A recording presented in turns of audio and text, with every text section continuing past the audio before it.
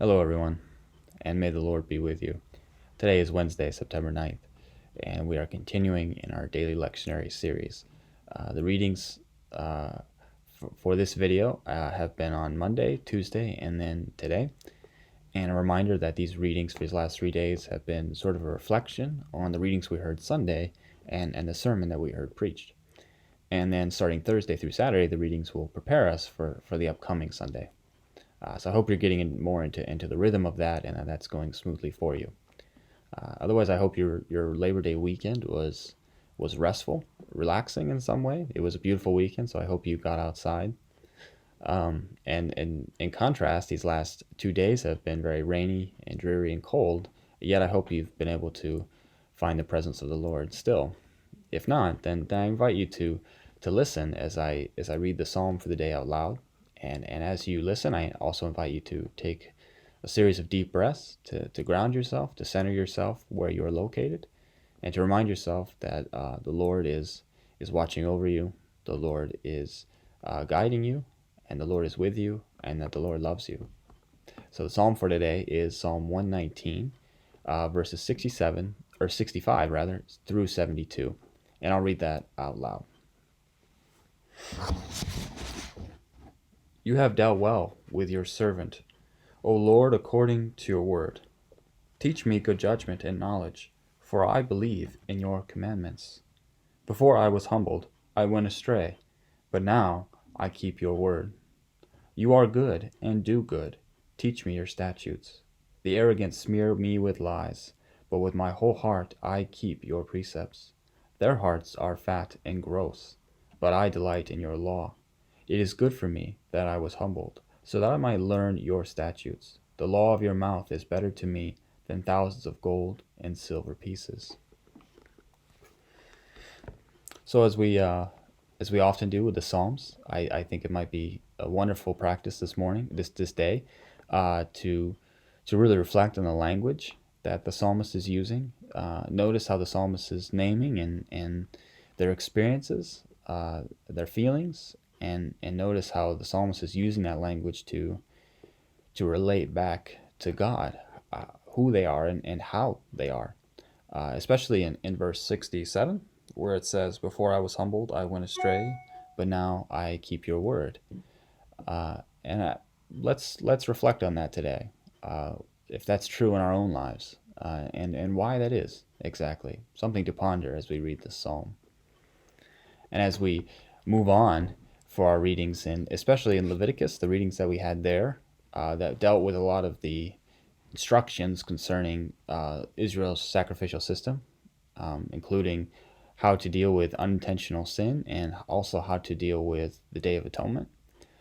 Take a moment to notice the need that was there to transfer guilt or to absolve of harm within that community. And notice how even in our own culture today, in our own society, in our own personal relationships, the refrain can often be to, when harm occurs, to just simply let it go, right? Not to dwell on it, but to just move past it. And sometimes certainly that's not bad advice. But there are moments in our lives when harm occurs to us or to others, and to simply try to ignore it is a problem. Because what we see in these texts, from Leviticus especially, is that when harm occurs, intentional or not, it doesn't just disappear because we want it to, but it must be addressed and dealt with in a satisfactory way. This is the reality that the ancient Israel sacrificial system is pointing at them and us as Christians too. Now, the ancient Israel sacrificial system is complex, and reading it through a Christian lens needs parameters. It needs guidance. We can't get into all of that today, unfortunately, but it's important to note at least this reality that we're seeing, that there's a need to deal with the harm that is occurring within a community, intentional or not. And so as we move into the readings from Deuteronomy, Romans, and First Peter, I'll say, and I hope that this isn't taken the wrong way, but I hope that you struggled with these readings a little bit, or at least had lots of questions for them. They were difficult texts, I think, and so I really hope you had a lot of questions.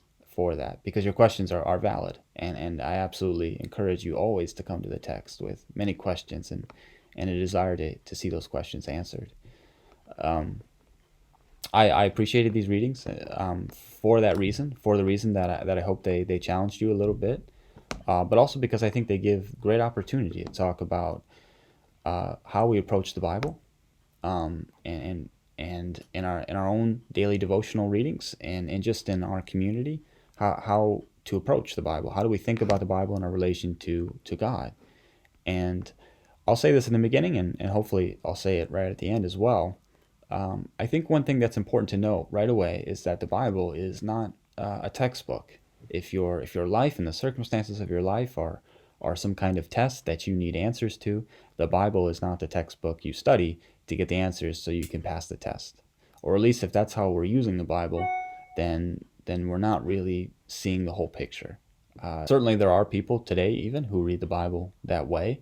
I did in my own life at certain times, and I think that you can get by fine just reading it that way. Nevertheless, I think you're missing what it means to be a Christian within a faith community if you're only reading it that way. Now, this isn't to say the Bible doesn't have answers, that it doesn't have truth. The Bible is full of truth. It is God's Word, and it's a holy book, and it should be treated as such. Nevertheless, it should not be read as a textbook, as I've stated, but rather it should be understood as a book that is to be given to a community of believers who are striving to live faithfully before God in loving neighbor and caring for the world. So it is that communal aspect that becomes vitally important in our approach to the Bible.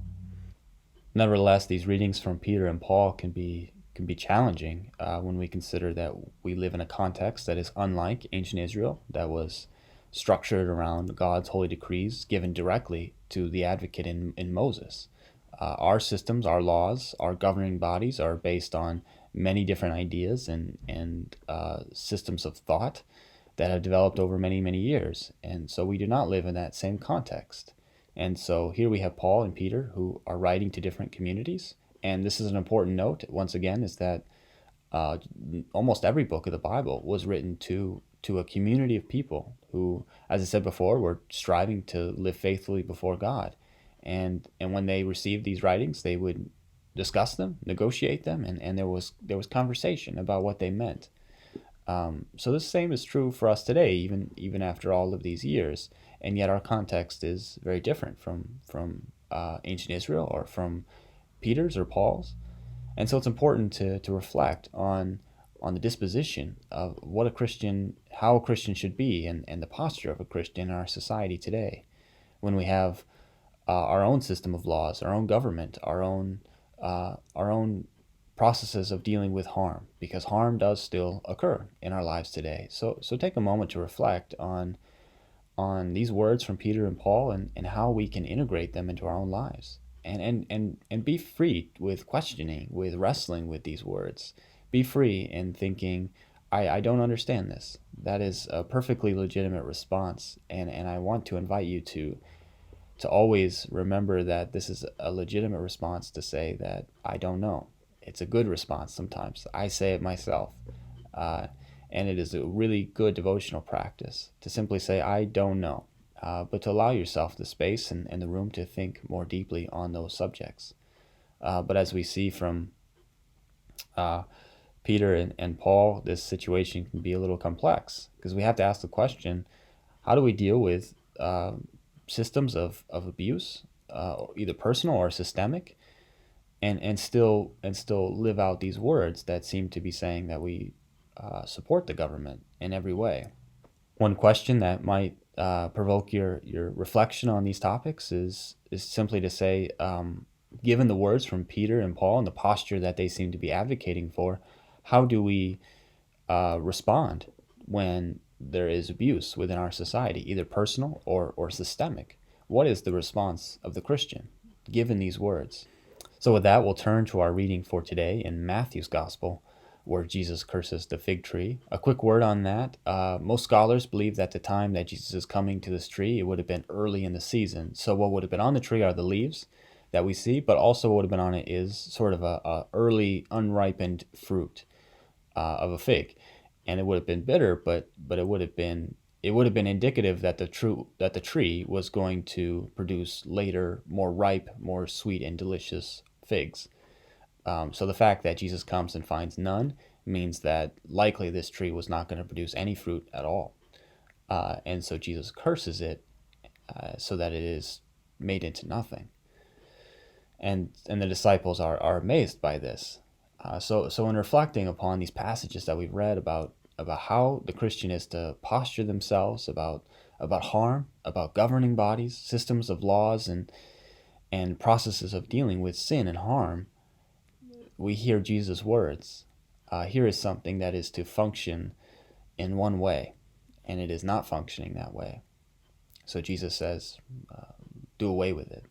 And when the disciples marvel, he suggests that a mountain could be moved by faith. So in comes now this reality of faith in who Jesus is and what Jesus accomplishes in our lives and in our world. This is radical thinking from Jesus. So one final question then to ponder is when our systems, our laws, our governing bodies are not functioning as they ought to. Now that's obviously up for debate about what it is, how it ought to function. But when we see something that is clearly not functioning in the way that it is meant to, and Paul lays that out in Romans, how a governing body should function. If it's not functioning that way, the question becomes, what role does faith play? What role does the community of faith play in changing that or addressing that situation? So I'll leave that for you all to ponder today and think about. As it always, I look forward to seeing you on Sunday morning. And until then, God's peace be with you.